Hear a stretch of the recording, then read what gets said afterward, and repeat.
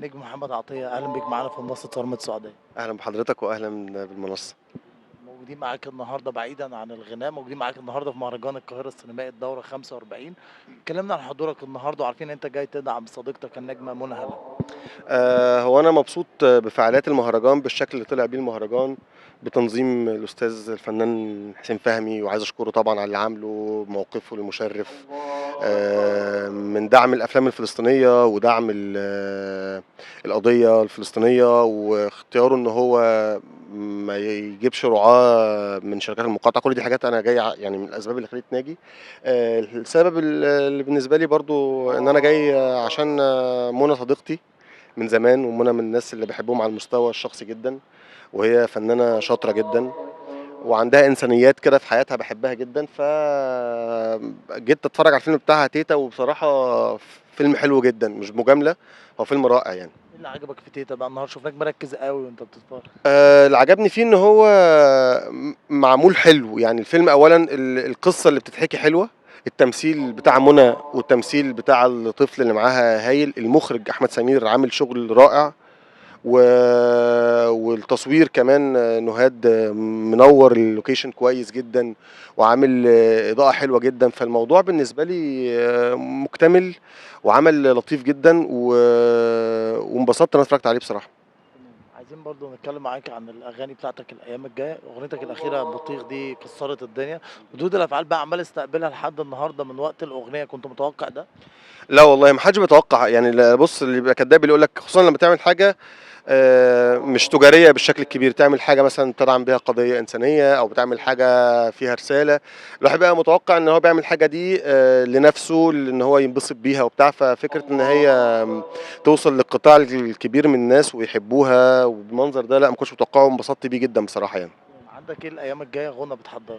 انا شغال عملت 3 اغاني، منهم اغنيه فيها تعاون مع مطرب، مطرب كل الناس بتحبه تقريبا. مين لا ما ينفعش اقول، بس هو حد من اللي انا بحبهم جدا. ايه؟ شغال عليها يعني؟ لا سجلناها امبارح وخلصت، المفروض ان هي هتنزل اول واحده في ال3. مطرب شعبي؟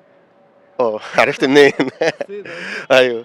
فان شاء الله تبقى تجربه جديده.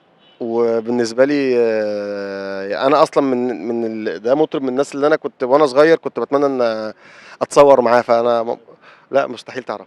الفنان عباس حمود. لا بحب عباس جدا، مش بحبه جدا طبعا وبحترمه جدا، بس ما تحاولش تدور عشان مش هتعرف تجيبه. هشوف اه الاغنيه. ان شاء تنزل الله. امتى ان شاء الله؟ لا لسه النهارده هنعرف. انا عندي دلوقتي اجتماع كمان شويه هنعرف، بس احنا خلصنا امبارح، لسه مسجلينها امبارح، وان شاء الله تعجب الناس يعني. تمام. دي الاولى يعني. عطيه بيغني في الاغنيه بعيدا بقى عن مين هو. عطيه بيغني بلونه والفنان بيغني بلونه وعاملين انا عامل راب وهو بيغني بلونه طبعا الشعبي. وانا قلت لك انا اتجهت ان انا اغني راب وتراب اكتر. فالاغاني كلها مواضيعها بعيده عن المواضيع النمطيه والتقليديه، فانا مختار اشكال مختلفه من المزيكا ومختار اشكال مختلفه من الافكار، فربنا يسهل والحاجات دي تعجب الناس يعني. الاولى اسمها ايه؟ الاسم عادي ولو مش عايز خلاص. لا خليه، اصل الاسم لو اتعرف لو لا خلاص خليها يعني الاغنيه الثانيه اسمها ايه؟ لا ما هم الثلاثه، الثلاثه هينزلوا ان شاء الله يعني هو اول احب يناير بالترتيب. 24.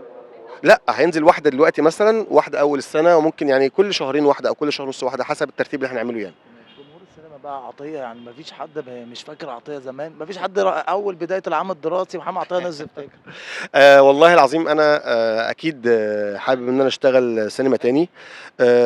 فانا لو في حاجه لطيفه جدا هعملها اكيد يعني، لو في حاجه ورق جالي لطيف في فكره او في دور مناسب هعمله اكيد. بعدت ليه يعني بعدت ليه عن التمثيل؟ هل الغنى خدك قوي كده؟ السؤال ده ناس بتساله، بس هو ما حدش بيبقى بمزاجه يعني، محدش. بفضل الغنى اكتر. لا مش غنى اكتر، هو الموضوع بيبقى بانك بتحصل ظروف ممكن تبعدك شويه عن الساحه، ممكن الساحه هي تبعد عنك على حسب.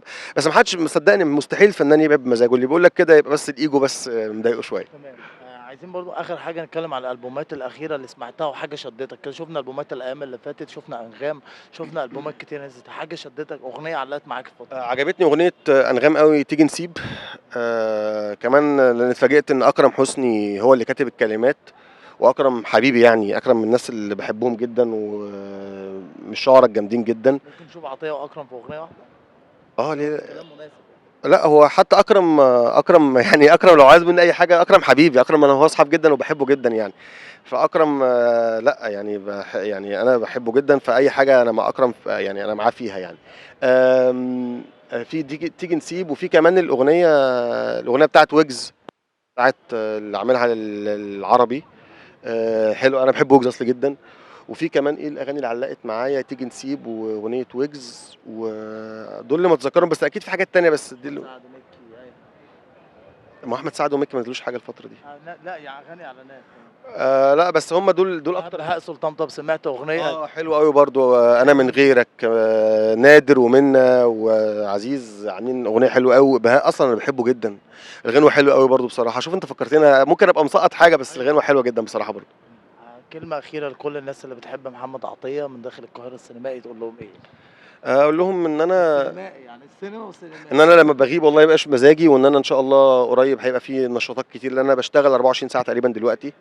يعني باصحى من النوم، بارجع بالليل، يعني باصحى ما بارجعش غير متأخر جدًا، شغل 24 ساعة.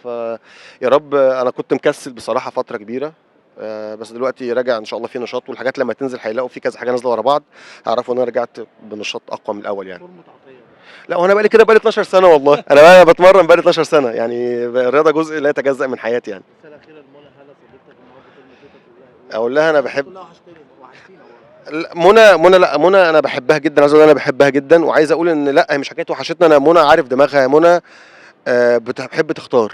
يعني فأنا أفضّل أشوف منى في عمل زي ده، ولإن أشوفها في كل الأعمال. يعني أفضّل إن أنا أدخل لمنى، أتفرّج عليها في حاجة متقنة وتفضل عايشة في ذاكرتي لمدة يعني مثلًا زي فيلم الباشا تلميذ ز الله يسامحه وليل ويغفر له خارجي، لحد النهارده. وليل خارجي. أيوه.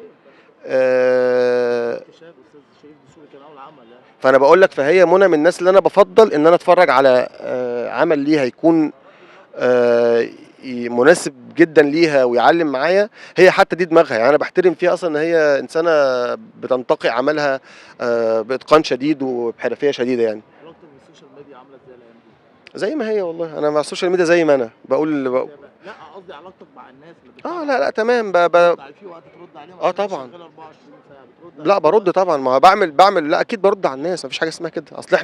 أصل هو فكرة إن الفنان يقول لك أصل ما فيش وقت ليه، ما فيش وقت، ما أنت لازم في الآخر يعني أنت لو بتعمل الشغل ده لحد غير ناس، يبقى باتفرّج عليه في بيتك بقى. يعني أنا لأ، أكيد طبعًا أنا الواحد بيعمل الحاجات دي للناس يعني.